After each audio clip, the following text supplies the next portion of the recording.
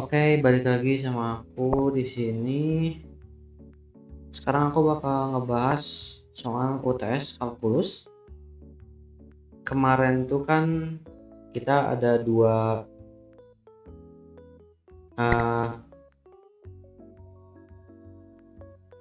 dua kode lah, dua tipe soal. Jadi nanti aku bakal bikin dua video buat yang A sama buat yang B. Nah, kalau di video yang ini aku bakal ngebahas yang B kayak gitu. Nah, kita masuk dulu ke yang bagian A nomor 1. Yang A, tentukanlah domain atau daerah asal dari fungsi fx dan fungsi gx. Nah, kalau buat mencari domain atau daerah asal, kita tuh harus lihat dulu nih soalnya tuh bagaimana, fungsinya tuh bagaimana. Untuk fungsi fx itu kan di dalam ini ya, di dalam akar. Jadinya kalau di dalam akar, yang di dalam akar itu harus lebih besar sama dengan 0. Berarti x kuadrat min 4 harus lebih besar sama dengan 0. Nah, untuk mencari x-nya, karena ini bentuk polinomial, kita bisa kayak giniin. Dan kita faktorkan.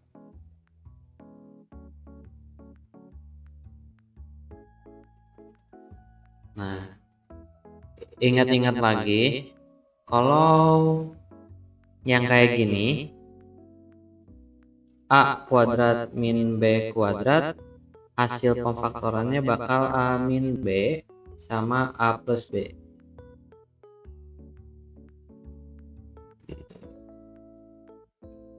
Kita lanjut, karena kita udah dapat x pertama, kita udah dapat yaitu x satunya itu adalah 2 dan x 2 nya sama dengan min 2. Karena kita mau nyari domain atau daerah asal, kita bikin garis bilangan. Yang paling kecil kita taruh di paling kiri, yang paling besar kita taruh di paling kanan, bagian kanan. Nah, kita cek satu-satu. Kalau untuk angka di bawah min 2, contohnya kita min 3. Min 3 x pangkat 2 itu berarti 9 dikurang 4. Itu hasilnya bakal 5. Berarti ini bakal positif. Kalau 0 berarti hasilnya bakal negatif, jadi negatif 4. Dan kalau 3 sama hasilnya bakal jadi 5 positif. Nah, karena yang kita cari adalah lebih besar dari 0 hasilnya, berarti x itu lebih kecil dari min 2 dan x itu lebih besar dari 2. Kita bisa tulis fungsinya jadi himpunan penyelesaian itu x, di mana x lebih kecil sama dengan min 2 gabungan x lebih besar sama dengan 2, di mana x adalah bilangan real. Ini jawabannya. Kalau bentuk notasinya, notasi silangnya itu kayak gini.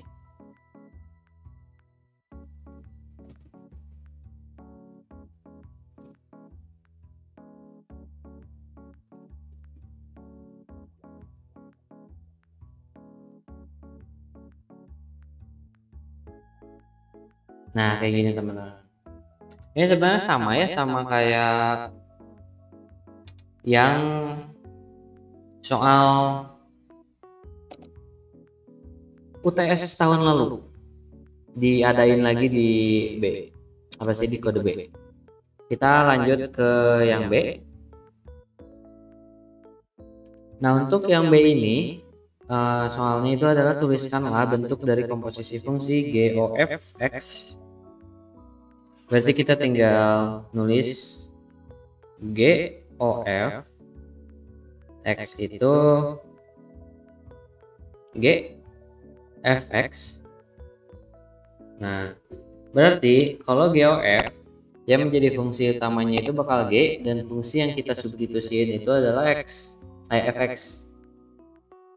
Jadi X kuadrat min 3 kita substitusiin yang fungsi dari fx.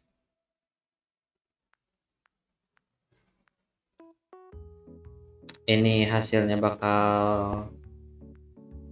akarnya menghilang karena dipangkatkan. Dan ini adalah hasil akhirnya. Karena di sini kita cuma disuruhnya cari bentuk komposisi fungsi dari GOF, jadi ini hasil akhirnya. Jadi kita nggak usah nyari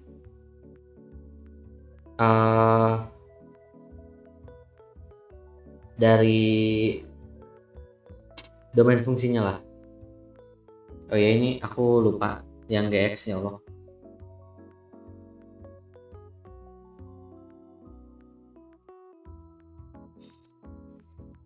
Kita yang B dulu ya, tadi kelupaan.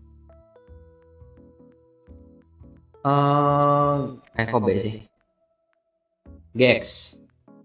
Kalau GX, karena GX itu adalah bentuknya nggak akar, dan ini adalah dia polinomial, berarti ya kita harus mencari nolnya aja dulu.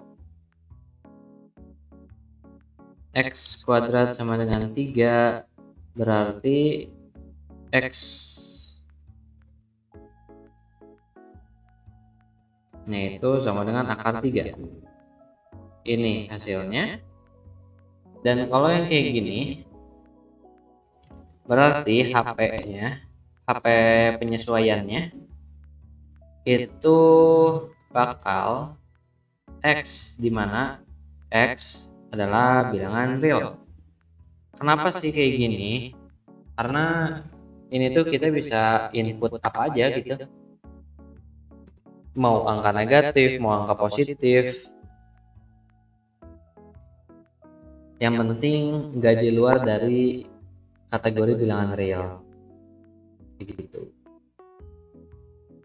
Ya, ini tadi yang komposisi, hasilnya X kuadrat min 7. Kita lanjut ke nomor 2.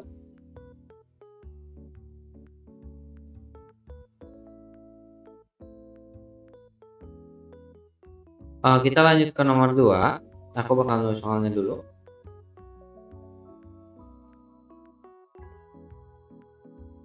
Kita masuk ke yang bagian A dulu.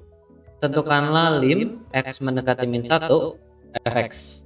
Nah, untuk mencari limit itu, sebelum kita mengetahui bahwa fungsi ini tuh untuk limit atau tidak, kita itu harus mencari limit kanan dan kiri. Berarti kita harus mencari limit X mendekati min 1 kiri dan limit X mendekati min 1 kanan. Nah, untuk lim X mendekati min 1 kiri, berarti yang kita ambil dari mendekati min 1 itu adalah yang lebih kecil dari min 1. Berarti contohnya min 1,0001 gitu. Berarti kan itu X-nya bakal lebih kecil dari min 1. Kita memakai fungsi 2X. Kita tinggal substitusi dan hasilnya bakal jadi min 2. Nah, untuk limit X mendekati min 1 ke kanan, kita menggunakan yang lebih besar dari min 1. Berarti X lebih besar dari min 1. Kita memakai fungsi ini, X plus 1, X kuadrat min 1. Nah, kita bisa langsung substitusikan. Yang di atas jadi 0, yang di bawah juga jadi 0. Kalau substitusi nggak bisa, kita bisa memakai pemfaktoran. Gimana sih pemfaktoran kalau kayak gini? Kita bisa mengubah X pangkat 2 min 1 menjadi X pangkat 2 min 1 kuadrat. Karena 1 kuadratnya tetap 1 kan?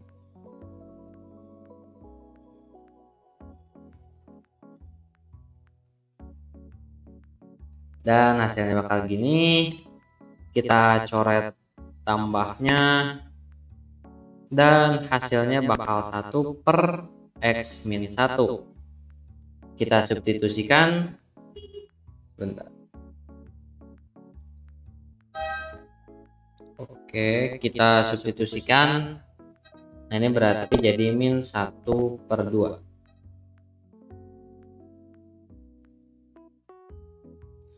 Kita lihat ya, kalau link kiri dan link kanan itu tidak sesuai, berarti limit X mendekati min 1 untuk fx itu tidak ada. Tidak ada limit karena limit kanan tidak sama dengan limit kiri. Gitu aja. Ini jawabannya. Selanjutnya untuk yang B ini, pertanyaannya kan adalah periksa apakah fx kontinu pada titik x sama dengan min 1 dan jelaskan. Nah, harus kita ketahui kembali kalau untuk mencari kontinu itu harus ada limit. Karena kita tidak memiliki limit, maka kontinu pada x min 1 pun tidak ada. Kenapa demikian? Karena definisi dari kontinu itu adalah limit X kanan harus sama dengan limit X kiri sama dengan fx sama dengan L. Salah. FC sama dengan L. Nah, ini baru bisa mendapatkan limit. Karena mendapatkan kontinu. Karena limit kanan dan kirinya aja nggak ada, berarti kontinu di X sama dengan min 1 itu tidak ada. Fx tidak kontinu di titik X sama dengan min 1 karena ini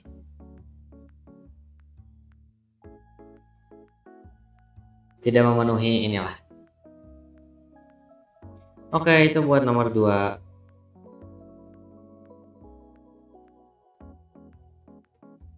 Kita lanjut ke nomor 3. Nomor 3 itu carilah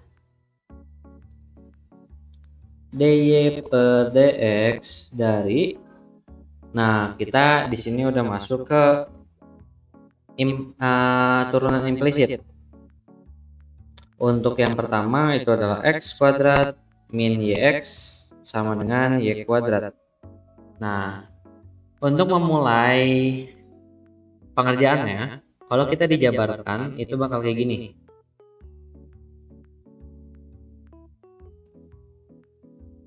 D y ya dx kuadrat per dx d yx per dx sama dengan d y kuadrat per dx. Untuk turunan x kuadrat kita bisa tahu hasilnya bakal jadi 2x. Nah, untuk yx, karena yx itu adalah y kali x, kita bisa menggunakan aturan perkalian pada turunan.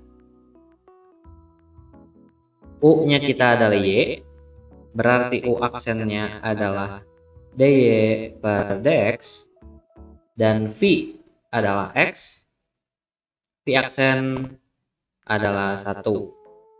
Kita tinggal pakai rumusnya, U aksen kali V tambah U kali V aksen.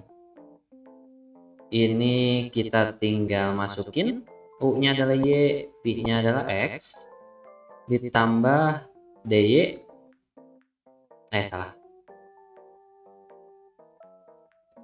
dy per dx dikali X ditambah Y kali 1. Berarti hasilnya bakal X dy per dx tambah Y. Kita tinggal masukin ke sini. Tambah Y. Berarti selanjutnya itu ada Y kuadrat. Y kuadrat diturunin itu sama aja kayak X kuadrat, tapi ditambahin dy dx. Kayak gini.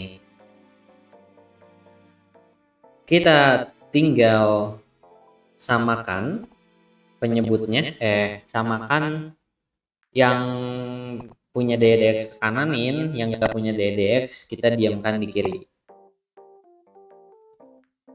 2x tambah y sama 2y per 2y 2y dy dx ditambah x dy per dx.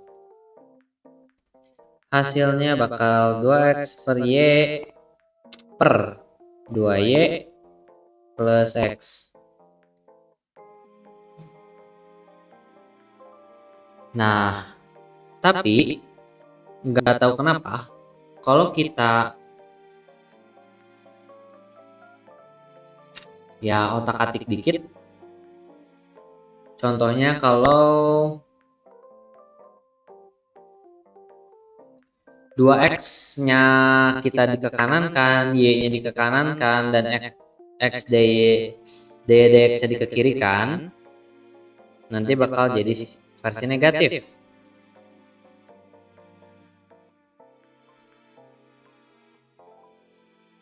Salah sebentar.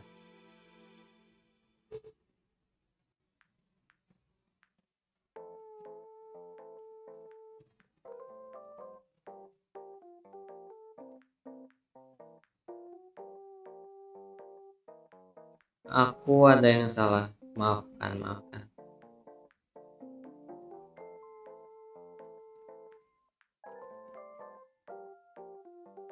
Ini gini ya guys, berarti 2x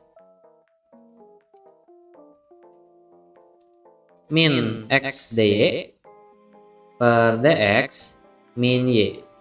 Kenapa seperti itu?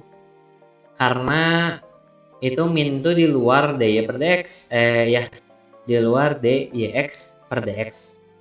Jadi yx itu kan hasilnya ini, dan ya ini adalah satu keutuhan.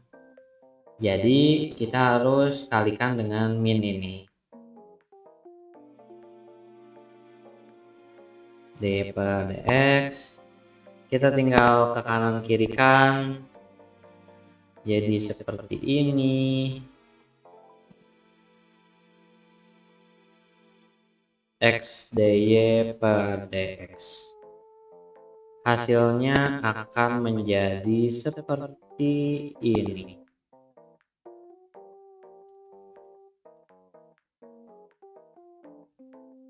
Tapi kalau kita otak-atik, jadi kayak beda lah. Kita beda penempatannya dengan min x dy per dx dan 2y nya dikekirikan. Itu jadi kayak gini. Min 2x plus y. Berarti dy per dx itu adalah min 2x plus y per min x min 2y. Ini sebenarnya bisa dibilang negatifnya dari sini. Tapi ya kalau kalian ya ini dua-duanya benar gitu. Sip. Kita ke yang B. Aduh. Yang B itu adalah 3 cos X sama dengan pi Y. Kita bisa langsung gini kan,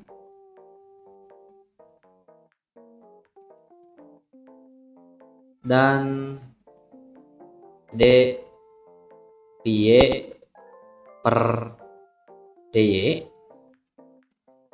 kok dy sih, dx.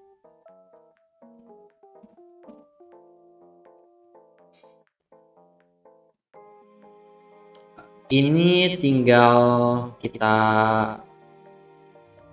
kalikan. Kalau emang masih bingung, kita bisa pakai UV lagi. Tapi sebenarnya kalian bisa langsung U-nya adalah 3, U aksennya 0, V-nya adalah cos X, V aksennya adalah min sin. Berarti kalau kita masukkan ke sini adalah 0 dikali cos ditambah 3 kali min sin. Berarti hasilnya min 3 sin X. Kita bisa langsung masukkan ke sini. Sama dengan ini pi Y. Kita bisa sebut bahwa V itu adalah angka, bukan sebuah variabel kayak X dan Y. Jadi kalau sama kayak gini sistemnya, ini hasilnya bakal ddx. Nih, untuk pembuktian. Kan U-nya adalah pi, U aksennya adalah 0, V-nya adalah Y, V aksennya adalah ddx. Berarti kita tinggal 0 dikali Y ditambah pi dy per dx. Oke, ini berarti tambah kita pi. Sama kayak 3 ditambahin. Nggak hilang gitu, dy per dx. Nah, berarti dy per dx yang kita dapatkan adalah min 3 sin x per d per v. Seperti itu. Ini buat nomor 3. Kita masuk ke nomor 4. Nomor 4 itu adalah tentukan kemonotonan dan kecekungan dari fungsi hx sama dengan x pangkat 3 min 2x kuadrat plus 3. Kita udah tahu kalau kemonotonan itu hasilnya Pak dari turunan pertama dan kecekungan itu hasilnya dari turunan kedua. Untuk kemonotonan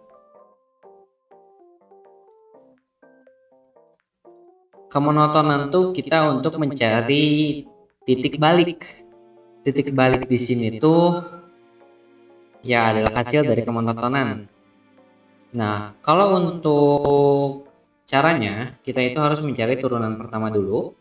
Berarti turunan pertamanya adalah 3x kuadrat dikurang 4x ditambah 1.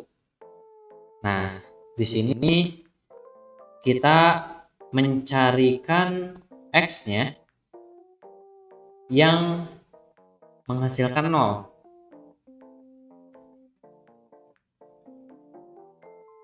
Sama dengan 0, kita bisa faktorkan. Ini bisa difaktorkan. Kalian juga harusnya kalau kelas D udah dikasih penjelasan lah untuk soal yang ini. Ini adalah 3x juga. Ini min 1 dan ini adalah min 3. yang bisa dibagi tiga. Yang bisa dibagi tiga adalah ini. Jadi nanti hasilnya adalah 3x min 1 dan x min 1. Berarti x yang kita dapatkan adalah 1/3 dan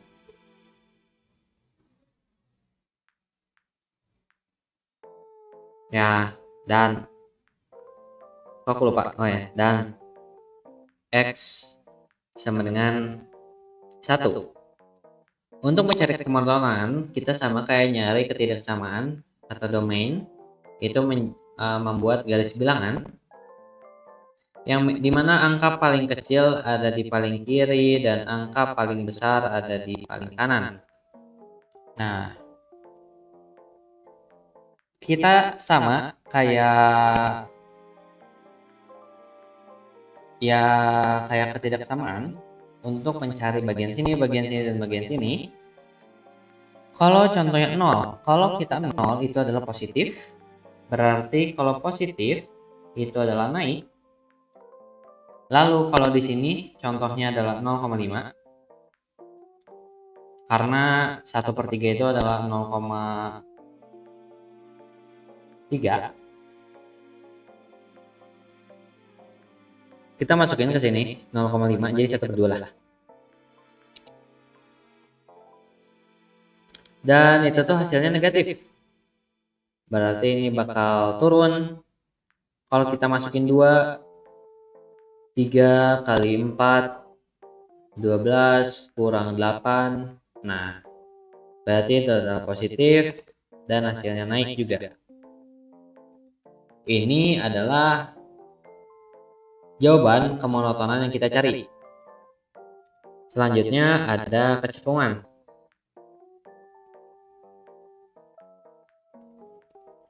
Buat kecekungan itu kita mendapatkan hasilnya dari turunan kedua. Berarti kalau turunan kedua itu adalah turunan dari turunan ke-1. Berarti hasilnya ini adalah 6x min 4. Kita mencari x yang membuat 6x min 4 ini 0. Sama dengan 4. X sama dengan 4/6 dan kita bisa sederhanakan menjadi 2/3. Nah, untuk mencari kecekungan kita sama membuat garis bilangan, tapi hanya kita cantumkan 2/3 dan mencari bagian kiri dan kanan. Oke. Kalau untuk bagian kiri, kita bisa pakai 0. Kalau kita masuk 0 ini bakal negatif. Dan kalau negatif itu kecekungannya turun. Kalau turun itu kayak gini. Ini turun kayak gini. Dan kalau contohnya kita 1, 6 kurang 4, 2 berarti jadi positif. Dan ini berarti naik. Nah, ini adalah jawaban yang kita cari untuk titik belok ya. Ini titik belok. Untuk kecekungan itu titik belok dan ini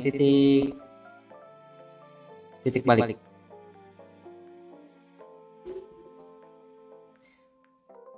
Nah, seperti itu deh untuk nomor 4.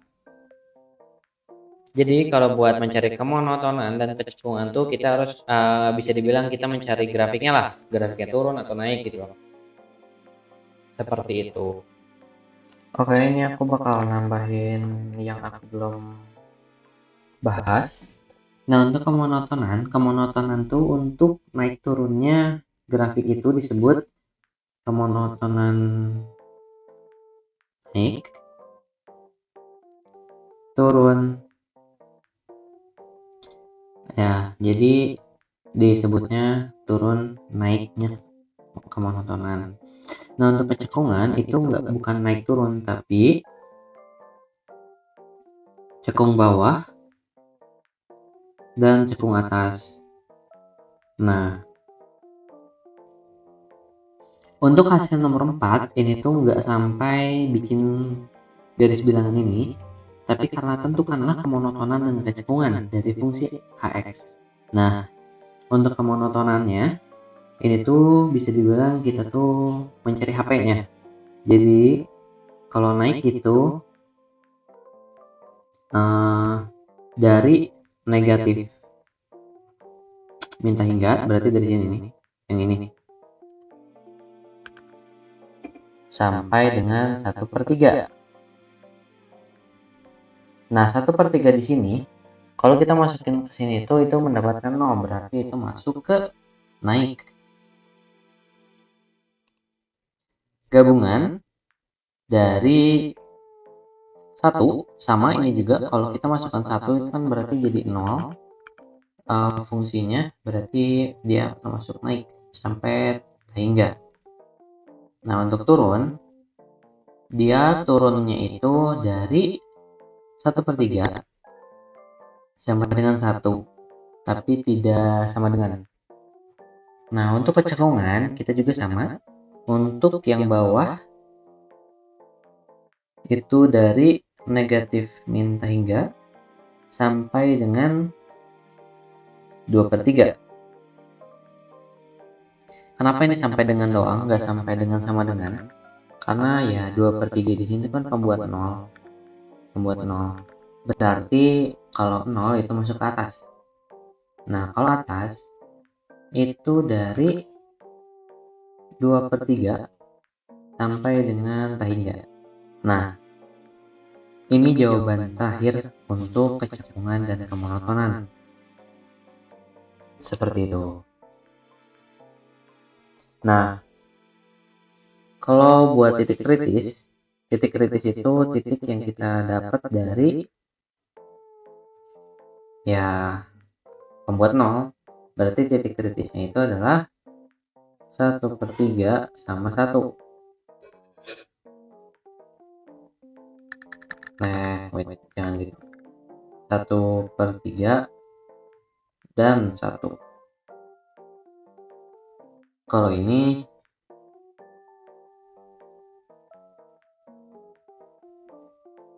dua per tiga aja. Ya, segitu aja berarti untuk kode B. Mungkin kalau emang kalian penasaran dengan kode A, nanti bisa nonton kode A. Kayak gitu. Oke, bye-bye. Maaf jika ada yang kurang dimengerti. Kalian ngertiin sendiri atau boleh tanya langsung. Ya, segitu. Bye. Mungkin kalau ada pertanyaan yang mau aku bahas di sini, ya boleh kirim-kirim aja.